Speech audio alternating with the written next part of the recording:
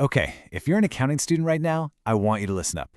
We're about to break down what is, without a doubt, the single biggest transformation your profession has seen in a generation. We're talking about the shift from sustainability reporting being a nice little extra to it being mandatory, standardized, and powered by some serious tech. This isn't just an update. This is your future. And this quote right here, it absolutely nails your new reality. Your job is getting so much bigger than just tracking last year's financial performance. You're now on the hook for measuring the long-term health, the very resilience of an entire company. You're not just reporting on the ecosystem, you are the custodians of it. All right, so here's our game plan. We're going to start with the revolution that's happening right now. Then we'll see how we're moving from total chaos to some much-needed consolidation. We'll dig into the new global baseline, check out the tech that makes it all run, and wrap up with what this all means for you, the future-ready accountant. So, let's kick things off by setting the stage. We are literally watching the end of an era. We're moving away from a world where sustainability reports were basically a nice-to-have PR move to a world where they are a mandatory core part of financial reporting. No more getting extra credit. This is now a required course. And look, this isn't just another boring set of regulations. We're calling this the fourth ESG Revolution. Why? Because it's a huge structural shift where ESG goals are being fused with the power of Industry 4.0 tech. It's this combo of ESG plus technology that actually makes all this mandatory real-time reporting even possible. It's not a far-off idea anymore. It's happening right now. All right, next up, let's look at how this new world is fixing one of the biggest headaches of the old one, the fact that nobody was speaking the same language when it came to sustainability. For years, the market has been drowning in this alphabet soup of standards. You had GRI over here, SASB over there, TCFD for climate stuff. I mean, it was a total mess. This created a nightmare for companies trying to report, and it made it practically impossible for investors to actually compare one company to another. It was apples to oranges to who knows what. So, to fix this mess, the IFRS Foundation, yep, the same people who give us our accounting standards, they stepped in.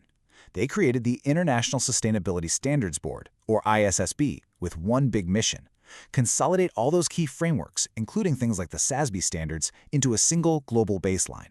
You can literally think of it like creating the USB-C of corporate data. Finally, one charger that works for everything. Okay, now let's get into the details of this new global language. We're going to zoom in on the two cornerstones of this whole system, IFRS S1 and IFRS S2. So IFRS S1 lays out the general rules, and its focus is razor sharp. It's all about financial materiality. It asks one crucial question from what we call an outside-in perspective. How do all these sustainability issues out there in the world affect the company's bottom line? So for example, it doesn't just ask if a company is polluting. It asks if that pollution could lead to huge fines or brand damage that's going to tank shareholder value. And this slide right here shows a really critical distinction. The ISSB, with its financial materiality, is all about how the world impacts the company's value. But in Europe, they use something called double materiality, which also asks the opposite question: how does the company's actions impact the world? This new global baseline is laser-focused on what the investor needs to know.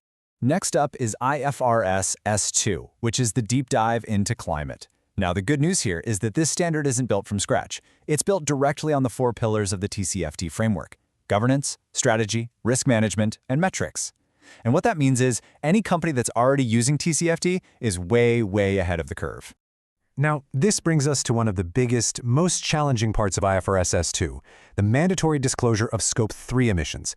And just so we're clear, this isn't just about the smoke coming out of the factory. Oh no, this is about the entire value chain, from the carbon footprint of your suppliers all the way to how your customers use your product. Tracking this stuff is a monumental task, and making it mandatory, that's a total game changer for transparency. So the ISSB has this really smart building blocks approach. Think of it like Legos. The IFRS standards are the base plate. They provide global consistency. But then, different countries or regions can snap their own specific blocks on top. For instance, the UK is building its own sustainability disclosure standards right on top of this ISSB foundation, adding extra requirements that fit its own national goals. Okay, but for any of this to actually work, you need a seriously powerful engine. I mean, you're probably asking, how on earth is a company supposed to track all this complicated new data, right? Well, the answer lies in the technology of the fourth industrial revolution. You should honestly take a screenshot of this table. It's your cheat sheet for the future. You'll notice a pattern. The technology handles the heavy lifting, the raw data crunching. Your role gets elevated. It's now about oversight, about verification, and about ensuring the algorithms themselves are transparent and fair. You're not just crunching numbers anymore, you're auditing the code. This is the new frontier. And this leads to a whole new concept we're calling sustainable auditing. I love this analogy. A traditional audit is like checking the final meal after it's been cooked. Sustainable auditing means you have to go into the kitchen, check the quality of every single ingredient, and make sure the recipe itself isn't broken. You're guaranteeing trust from the very first data point all the way to the final report. These technologies aren't just buzzwords. They're the actual gears of this new reporting engine, and they all have to work together. Think of it like this. IoT sensors are the nerve endings, collecting real-time climate data. Big data analytics is the brain, making sense of it all. And blockchain? That's the immutable spine, creating a verifiable record that's absolutely essential for tracking something as complicated as Scope 3. Okay, we've covered the revolution, the new standards, the tech, so let's bring it all home and talk about the most important question. What does all of this mean for your career? Remember, this is not just a box-ticking exercise. The whole point of the ISSB initiative is to make financial markets smarter and more efficient. It's about giving investors the high-quality, comparable data they need to find and reward the companies that are the most sustainable and resilient. Your work will directly influence where trillions of dollars of capital flow around the globe. That's a huge deal. And what this means is that your professional identity is fundamentally changing. The core skills of accounting, they're now just the price of entry. The future-ready accountant is a hybrid. You're part data scientist, part digital auditor, and part strategist, connecting all these new data points back to the company's core value. So I'm going to leave you with this one final thought, really a challenge. We are entering an age of constant, perpetual change. To succeed, you have to shift your mindset away from just memorizing rules to embracing continuous learning. So the question for you isn't if this is happening. The real question is, what role are you going to play in it? Are you training for the job of yesterday? Are you building the career of tomorrow?